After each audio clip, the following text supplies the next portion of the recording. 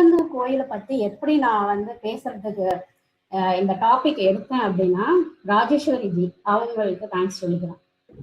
என்னன்னா அவங்க வந்து அருணகிரிநாதரை பத்தி பேசினாங்க. ஸோ அவங்க பேசின அப்புறம் தான் எனக்கு வந்து என்னென்னமோ டாபிக் எடுக்கணும்னு தோணுச்சு. பட் அவங்க பேசினதுக்கு அப்புறம் தான் திருச்செந்தூர் முருகர் பத்தி பேசலாம் அப்படின்னு சொல்லிட்டு எனக்கு ஆசை. ஸோ ஏதாவது பிள்ளை இருந்தால் மன்னிச்சுக்கோங்க. அடுத்து வந்து என்னோட குரு, என்னை வந்து முருகரை பற்றின திருப்புகளை பாட வச்சுட்டு இருக்கேன் லக்ஷ்மி ஸ்ரீனிவாசன்ஜி நம்ம குரூப்ல இருக்காங்க. அவங்களுக்கு அடுத்த நன்றி சொல்லிக்கிறேன். ஓகே. முருகனுக்குரிய அறுபடை வீடுகள்ல திருச்செந்தூர் வந்து 2ஆம் படை வீடு. ஆறுபடை வீடுகளில் திருச்செந்தூர் மட்டும் கடற்கரையிலும் பிற 5 மலைக்கோயில்களாகவும் அமைந்துள்ளன. 130 அடி உயரம் கொண்ட இக்கோவிலின் கோபுரம் 9 தளங்களை கொண்டதாக அமைந்துள்ளது. முருகப்பெருமான் சூரனை ஆட்கொண்ட பின்பு தனது வெற்றிக்கு நன்றி தெரிவிக்கும் விதமாக சிவபூஜை செய்தார். இந்த கோலத்திலேயே முருகன் வலது கையில் தாமரை மலருடன் அருளுகிறார். தலையில் சிவயோகி போல ஜடாமகுடமும் தரித்திருக்கிறார். இவருக்கு இடது பின்புற சுவரில் ஒரு லிங்கம் இருக்கிறது. இவருக்கு முதல் தீபாராதனை காட்டிய பின்பே முருகனுக்கு தீபாராதனை நடக்கும். சண்முகர் சன்னதியிலும் சுவாமிக்கு பின்புறம் லிங்கம் இருக்கிறது. இவ்விரு லிங்கங்களும் இருளில் உள்ளதால் தீபாராதனை ஒளியில் மட்டுமே காண முடியும். இது தவிர முருகன் சன்னதிக்கு வலப்புறத்தில் பஞ்சலிங்க சன்னதியும் இருக்கிறது. திருச்செந்தூரில் முருகன் சன்னதியின் மேற்கு திசையில் ராஜகோபுரம் இருக்கிறது. முருகப்பெருமான் இத்தலத்தில் கடலை பார்த்தபடி கிழக்கு நோக்கி காட்சியளிக்கிறார். பிரதான கோபுரம் சுவாமிக்கு எதிரே, அதாவது கிழக்கு திசையில் தான் அமைந்திருக்க வேண்டும். ஆனால் அப்பகுதியில் கடல் இருப்பதால் மேற்கில் கோபுரம் கட்டப்பட்டுள்ளது. கந்த சஷ்டி விழாவில் முருகன் திருக்கல்யாணத்தின் போது நள்ளிரவில் ஒரு நாள் மட்டுமே இந்த வாசல் திறக்கப்படும். சூரசம்ஹார மூர்த்தியான திருச்செந்தூர் முருகன் கிழக்கு நோக்கி நின்ற கோலத்தில் காட்சியளிக்கிறார்.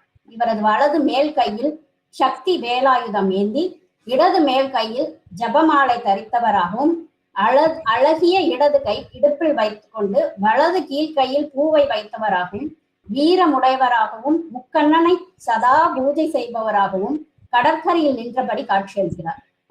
முருகப்பெருமான் தன்னை நாடி வரும் பக்தர்களுக்கு வேண்டுவதெல்லாம் கொடுப்பவராகவும் காட்சியளிக்கிறார். சிங்கார வேலனாக சிக்கலில் வேல் வாங்கிய முருகப்பெருமான் சூரபத்மனை அழிப்பதற்காக போருக்கு கிளம்புகிறார். அருள் வடிவான முருகனுக்கு சூரனை வதைக்க மனமில்லை. அதனால் வீரபாகு தலைமையிலான நவ வீரர்களை தூது அனுப்பினார். தேவர்களை சிறையில் இருந்து விடுவிக்கும்படியும் அறிவுரை கூறினார் வீரபாகு. சூரனோ ஆணவம் என்னும் பேரிருள் வடிவம் கொண்டு யாவரையும் அழிக்க எண்ணினார். சூரபத்மனின் பிள்ளைகளாகிய பானுகோபன், அக்னி முகாசுரன், தம்பிகள் வரத்தினால் பெற்ற இந்திர ஞாலத்தேர், சிங்க வாகனம், சேனைகள் அனைத்தையும் சூரபத்மன் இழந்தான். இறுதியில் மாய போர் முறைகளை செய்ய துவங்கினான். கடலில் சென்று உலகமெல்லாம் நிலைக்குலையும் வகையில் பெரிய மாமரமாக நின்றான். வீறு கொண்டு எழுந்த முருகன் வேலாயுதத்தை ஏவிவிட்டார். அம்மாமரம் 2 கூறாக சிதைந்தது. ஒரு பாதியை மயிலாகவும் மறுபாதியை சேவலாகவும் மாற்றி எடுத்துக்கொண்டார். முருக தத்துவத்திற்கு சிறப்பான தனித்தன்மை உண்டு. சூரசம்ஹாரம் என்றால் அசுரனாகிய சூரபத்மனை முருகப்பெருமான் கொன்றார் என்று பொருள் கொள்ளக்கூடாது. உண்மையில் சூரனையும் ஆட்கொண்டு பெருவாழ்வு தந்தருள்கிறார் முருகர். எந்த தெய்வத்திற்கும் இல்லாத சிறப்பு இதுவாகும். அதனால்தான் வைதாரையும் வாழ வைப்பவன் முருகன் என்று போற்றி வழிபடுவர். கந்த சஷ்டியின் 6ஆம் நாளன்று நம் மனதில் இருக்கும் மானவத்தையும் அசுர எண்ணங்களையும் விடுத்து நல்ல எண்ணம் என்னும் மயிலாக மாறி ஆறுமுகப் பெருமானை தாங்கி மகிழ்வோம். முருகப்பெருமான் சூரபத்மனை ஐப்பசி மாதம் வளர்பிறை சஷ்டி திதியில் வென்று ஆட்கொண்டார். முருகத்தலங்களில் கந்த சஷ்டி விழா 6 நாட்களே நடக்கும்.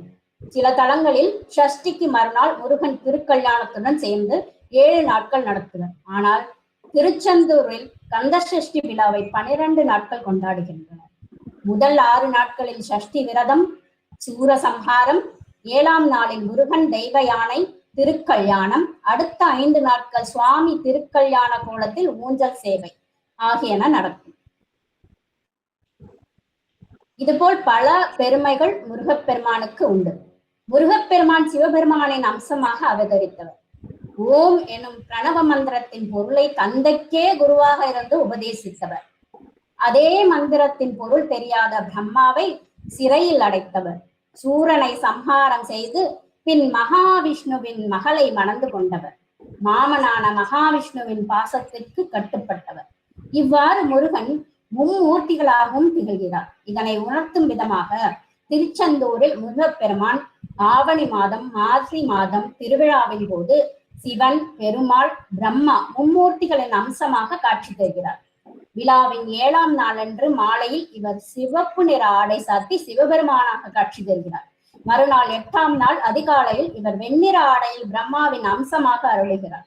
மதிய வேளையில் பச்சை ஆடை சாத்தி பெருமாள் அம்சத்தில் காட்சியளிக்கிறார். வள்ளி குகையில் மும்மூர்த்தி சிலை 3 முகங்களுடன் இருக்கிறது. இதுபோல் பல சிறப்புகள் உண்டு. நாளிக்கிணறு, வள்ளி குகை, இதுபோல் பல சிறப்புகள் அமைந்தது திருச்செந்தூர். இன்னொரு இந்த சிலை, இந்த உற்சவர் மூர்த்தி, அவரோட முகமே தெரியாது. இந்த இதுல பாத்தீங்கன்னா முகமே தெரியாது. அதுக்கு ஒரு கதை. அந்த கதை திருச்செந்தூர் கோயில்ல படமா எல்லாமே வச்சிருக்காங்க. டச்சு காலத்துல இருந்தவங்க முருகர் சிலைய கடல்ல தூக்கி போட்டதாகவும், அவரு அப்போ ரொம்ப ரொம்ப வருடங்களுக்கு பிறகு அவர் முருகர் பூஜை பண்ற ஒரு ஐயர் கனவுல நான் இன்னும் கடலுக்குள்ளதான் இருக்கிறேன், என்னை எப்படியாவது மீட்டெடு அப்படின்னு சொன்னதாகவும், நான் எப்படி இவ்வளவு பெரிய கடல்ல உங்களை எப்படி நான் சிலையை தேடுவது அப்படின்னு சொல்லி கேட்டப்ப, என்னோட சிலை இருக்கும் இடத்துல மேல ஒரு எலுமிச்சம்பழம் மிதக்கும், அத நீ அத பார்த்துட்டே வந்தேன்னா அதுக்கு கீழே தான் நான் இருப்பேன் அப்படின்னு சொல்லிடுறாரு. அப்புறமா அந்த ஐயர் எல்லாரையும் கூட்டிட்டு போய் கடல்ல போய் தேடி இந்த சிலையை மீட்டெடுத்து வந்தாரு. இந்த சிலை ஏன் இப்படி இருக்குதுன்னா, முருகரோட முகத்தை எல்லா மீன்களும் கடித்ததாகவும் அதனால முகம் சிதைஞ்சு போயிட்டு அப்படின்னு சொல்றாங்க. பட் முருகர் அந்த உப்பு தண்ணியில முகம் சிதைஞ்சு போயிருக்கலாம். ஆனா கதைகள் இப்படிதான் சொல்லுது. முருகப்பெருமானோட திருப்புகள், திருச்செந்தூர் ஸ்தலத்தோட திருப்புகள் இது. இந்த பாடல் திருமணம் ஆகாத குழந்தைகள் வீட்டுல இருந்தாங்கன்னா, பையனும் பொண்ணும், அவங்களுக்காக நம்ம செவ்வாய்க்கிழமை தோறும் 12 to 1:30 குளிகை நேரத்துல இந்த பாட்டை நம்ம பாடி 11 ரூபாய் காணிக்கையா முடிஞ்சு வச்சு 6 வாரம் தொடர்ந்து இந்த பாட்டை படிச்சுட்டு அப்புறமா நம்ம திருச்செந்தூர் முருகருக்கு இதை காணிக்கையா செலுத்தினோம்னா சீக்கிரம் திருமணம் நடக்கும் அப்படின்னு நிறைய பேருக்கு இதை நான் சொல்லி நிறைய பேர் செஞ்சிருக்காங்க. நிறைய பேருக்கு நடந்திருக்கு. நம்ம வீட்லயும் நிறைய பேருக்கு நடந்திருக்கு. ஸோ இந்த பாட்டு பாடுறேன். திருப்புகழ் நூல். வெற்றிவேல் முருகனுக்கு அரோகரா, நம்ம வடிவேல் முருகனுக்கு அரோகரா. வரவேணும் முருகா வரவேணும், மாலை தரவேணும் எனக்கு தரவேணும். வரவேணும் முருகா வரவேணும், மாலை தரவேணும் எனக்கு தரவேணும். விரல் மாறணைந்து மலர்வாலி சிந்த மிகவானிலிருந்து வெயில் காய, மிகவாடை தழல் போல வென்ற வினை மாதர் தந்தம் வசை கூற, புறவாடர் குன்றில் உரை பேரை கொண்ட கொடிதான துன்பம் அயல் தீர, குளிர் மாலையின் கண்ணணி மாலை தந்து, குளிர் மாலையின் கண்ணணி மாலை தந்து உரை தீர குருகாயோ.